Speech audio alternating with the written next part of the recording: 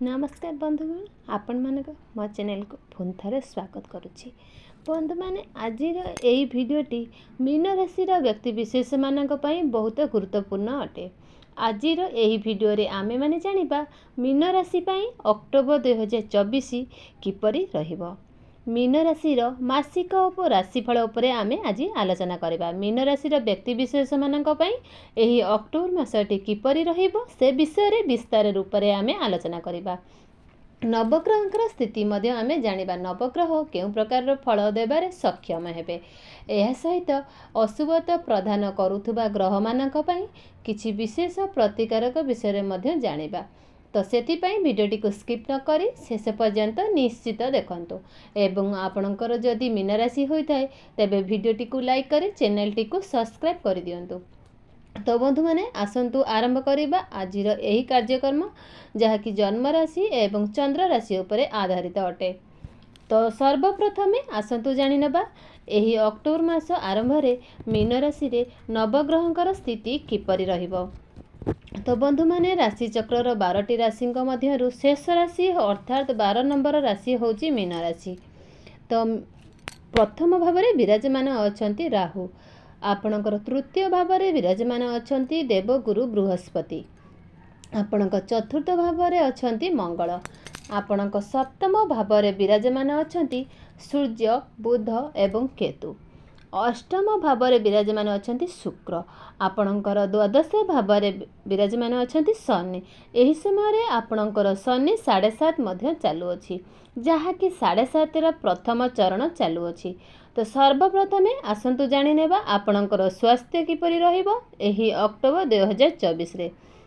तो बंधु माने कुंडलीर प्रथम भावटी होइथाय आपणकर स्वास्थ्यर भाव आपणक इम्यूनिटी सिस्टम रा भाव एवं आपणकर प्रथम भाव में विराजमान अछंती राहु एवं आपणकर प्रथम भावर स्वामी देवगुरु बृहस्पति तृतीय भाव में विराजमान अछंती।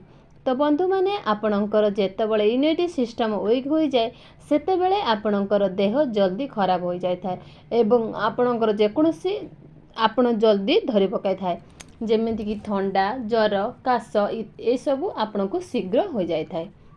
आपणकर प्रथम भाव में पापी ग्रह विराजमान अछंती अर्थात राहु विराजमान अछंती। आपणकर राशि स्वामी अर्थात आपणकर प्रथम भावर स्वामी मध्य तृतीय भाव में विराजमान अछंती। तृतीय भावटी कुंडली रे एते भल बोली विचार करा जाय न थाए। एबे आसंतु आपणकर शिक्षा क्षेत्र किपरि रहिबो एही अक्टोबर 2024 रे। तेब बंधु माने कुंडलीर पंचम भावटी होइथाय आपणकर शिक्षार भाव एवं आपणकर पंचम भावर स्वामी हेउछंती चंद्रमा जे कि प्रत्येक 2 दिन रे निज राशि परिवर्तन करिथांती एवं आपणकर पंचम भाव चंद्रमा अछंती एवं सूर्य बुध आपणकर केंद्र रे विराजमान अछंती अर्थात आपणकर सप्तम भाव रे विराजमान अछंती। शुक्र मध्य निजर स्वराशि रे मध्य विराजमान अछंती एवं बुधंकर स्थिति एई मासरे बहुत भल रहुची। आपणक मध्य रे बुद्धिमत बढ़िबो आपणकर माइंड शार्प हबो मेंटालिटी मध्य बहुत भल भल रहिबो। बहुत शीघ्र आपण बो जिनस गुड़िया को बुझी पारिबे जेकोसी विषय हो आपण ताको शीघ्र बुझी पारिबे। मात्र सूर्य आपणकर निचस्थ हवाकू जाउछंती। आपणकर जदि गवर्नमेंट जॉब पाई कोनोसी एग्जाम देबाकू जाउछंती किबा इंटरव्यू देबाकू चाहुछंती तेबे 14 अक्टोबर पूर्वरु आपणकर भल रहिबो। मात्र 14-15 अक्टोबर पर आपणक पाई समय सेतटा भल रहिबो नाही। तो आपणक पाई तापर जदि आपणकर एग्जाम रहउची सेथिरे होय तो आपणकर इच्छा मुताबिक फल न मिली पारे किंतु आपणकर जेकोसी एग्जाम हो ताहा अक्टोबर 1 आपणकर 14-15 अक्टोबर मध्य रे सबुठारु अधिक भल रहिबो। कारण जेतेबेले सूर्य जेतेबेले निचस्थ होइथांती सेतेबेले आपणक मध्य रे कॉन्फिडेंस डाउन हो जाय थाए।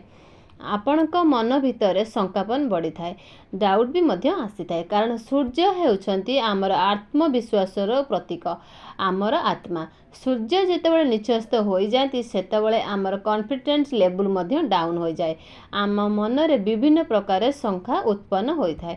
एबे आसंतु जानिबा आपणकर प्रेम जीवन किपरि रहिबो एही अक्टोबर 2024 रे। तो बंधु माने पंचम भावटी शिक्षार भाव होबा सहित पंचम भावटी मध्य होइथाय आपणकर प्रेम जीवनर भाव ଆପଣଙ୍କ ସନ୍ତାନର ଭାବ ଏବଂ ଆପଣଙ୍କର ପଞ୍ଚମ ଭାବର ଅଧିପତି ହେଉଛନ୍ତି ଚନ୍ଦ୍ରମା, ଯିଏକି ପ୍ରତ୍ୟେକ 2 ଦିନରେ ନିଜ ରାଶି ପରିବର୍ତ୍ତନ କରିଥାନ୍ତି। ଏବଂ 20 ଅକ୍ଟୋବରକୁ ମଙ୍ଗଳ ଆପଣଙ୍କର ପଞ୍ଚମ ଭାବକୁ ଆସିବେ। ପଞ୍ଚମ ଭାବରେ ମଙ୍ଗଳ ନିଚସ୍ତ ହୋଇଯିବେ। ତ ଆପଣଙ୍କର ପାର୍ଟନରଙ୍କ ମଧ୍ୟରେ ଏହି ସମୟରେ ଆଗ୍ରେସନ୍ ଦେଖାଦେବ। ଛୋଟ ଛୋଟ କଥାକୁ ନେଇ ତାଙ୍କ ଭିତରେ ଆପଣଙ୍କର କ୍ରୋଧ ମଧ୍ୟ ଦେଖିବାକୁ ପାଇବେ।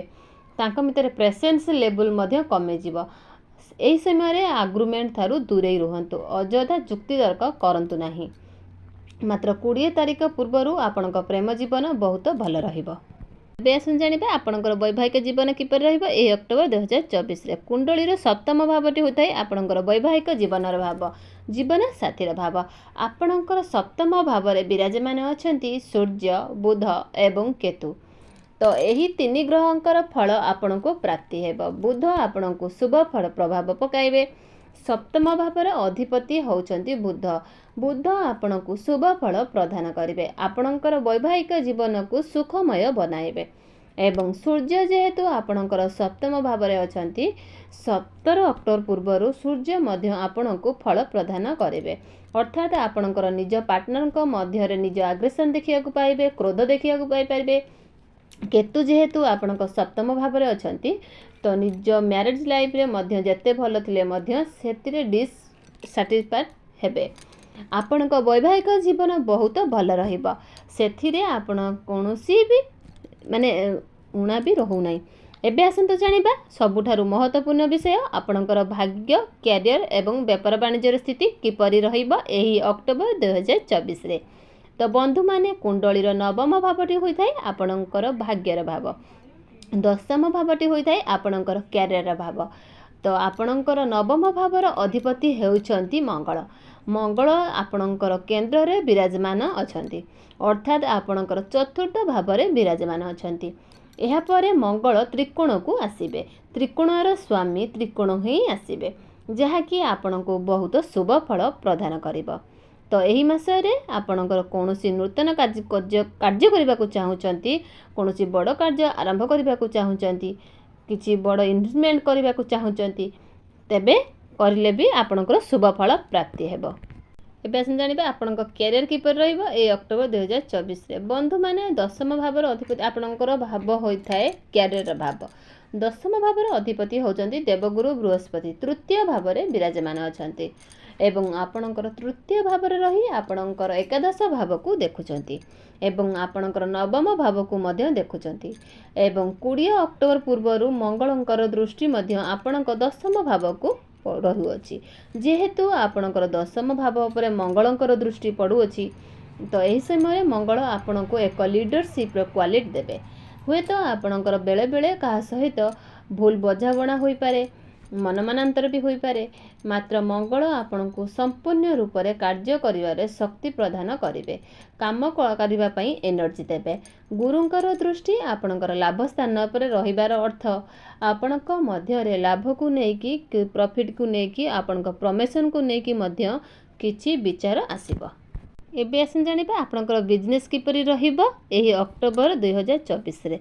ତ ବିଜନେସ୍ ଏହି ମାସରେ ବହୁତ ଭଲ ରହିବ, କାରଣ ଆପଣଙ୍କର ସପ୍ତମ ଭାବରେ ବୁଧ ବିରାଜମାନ ଅଛନ୍ତି, ଯିଏକି ଆପଣଙ୍କର ବିଜନେସ୍କୁ ମଧ୍ୟ ମଜବୁତ ବନାଇବେ।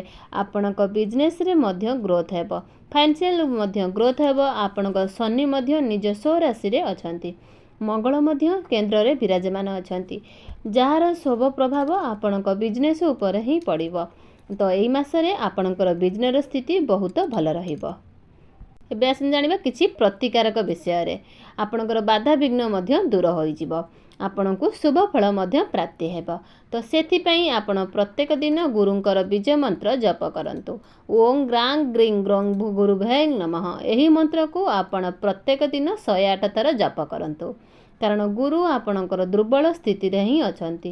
ଏହା ସହିତ ପ୍ରତ୍ୟେକ ଦିନ ହନୁମାନ ଚାଳିଶା ମଧ୍ୟ ପାଠ କରିବା ସହିତ ଉଦିତ ସୂର୍ଯ୍ୟଙ୍କୁ ତମ୍ବା ପାତ୍ରରେ ଜଳାର୍ଘ୍ୟ ଅର୍ପଣ କରନ୍ତୁ।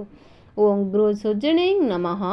ଏହି ମନ୍ତ୍ରକୁ ଜପ କରି ଆପଣ ସୂର୍ଯ୍ୟଙ୍କୁ ଜଳାର୍ଘ୍ୟ ଅର୍ପଣ କରନ୍ତୁ ଏବଂ ସୂର୍ଯ୍ୟ ଅସ୍ତ ପରେ ଆପଣଙ୍କ ଚନ୍ଦ୍ରମାଙ୍କର ବୀଜ ମନ୍ତ୍ର ମଧ୍ୟ ଜପ କରନ୍ତୁ। ତ ବନ୍ଧୁମାନେ, ଆପଣଙ୍କ ଜୀବନ ମଙ୍ଗଳମୟ ହେଉ, ଏହା ହିଁ ଈଶ୍ୱରଙ୍କ ନିକଟରେ ମୋର ପ୍ରାର୍ଥନା। तेबे दर्शक बंधु मोर भिडियोटी आपण मानक जदि पसंद आसे निश्चित कमेंट बॉक्स रे जय जगन्नाथ लिखिया को जमार भी भूलिबनी। आ पसंद जदि आसे आपनकर सांग मध्य शेयर भी कर दियंतु। तांकर जदि मीन राशि आसते किछि भिडियो भी से किछि जानि पारिबे। तेबे दर्शक बंधु मैं भिडियोटी एट समाप्त करूछि। पुन देखा जिवो आगामी एक नुआ भिडियो रे। रहिली दर्शक बंधु, जय जगन्नाथ।